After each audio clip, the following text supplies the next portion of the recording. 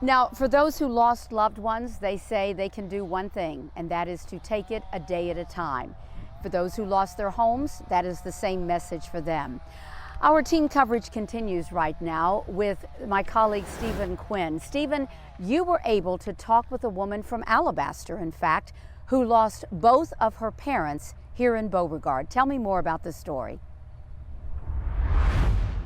Pam, Crystal Garrett had moved to the Birmingham area near UAB. She wanted to pursue a career in nursing, but this was her home. This is where she grew up, and this is where she had spent many of the summers of her childhood, and even now as a mother, she tells me that this was actually where her children had played. She had been at this house just hours before that tornado touched down on that fateful Sunday night.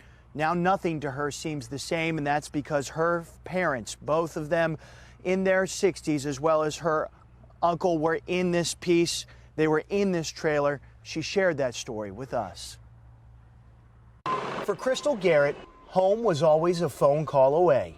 I talk to her every day. Garrett was on the phone with her mother, Floral Stenson, to let her know she had made it home. Talking to her, and she said, "What are you doing? You going to get something to eat?" And I said, "Yeah." And she was like, "Well, it's storming here now, so I'm glad y'all beat the storm." It was the last conversation they would ever have.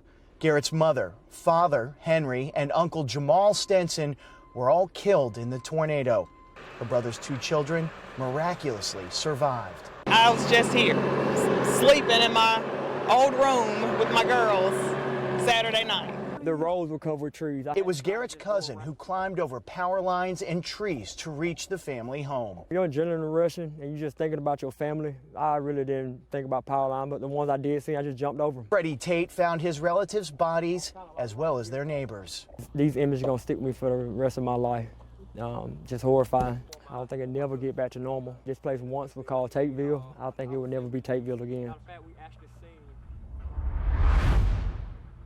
I got to see Garrett, by the way, at the reception that was held with President Donald Trump. She did get a chance to meet them. Meanwhile, she has 2 daughters, by the way, that were having spent many of their time there. They were able to salvage their bicycles that they had used just Sunday, just hours before that tornado happened. And you heard that she had 2 nephews as well that were inside of that trailer that is no longer here. Turns out that after everything had happened, they managed to be able to get up and then get into their father's truck and blow the horn. That's how first responders were able to even find out that they were alive. Harrowing moments as that tornado touched down right here in Beauregard. Pam?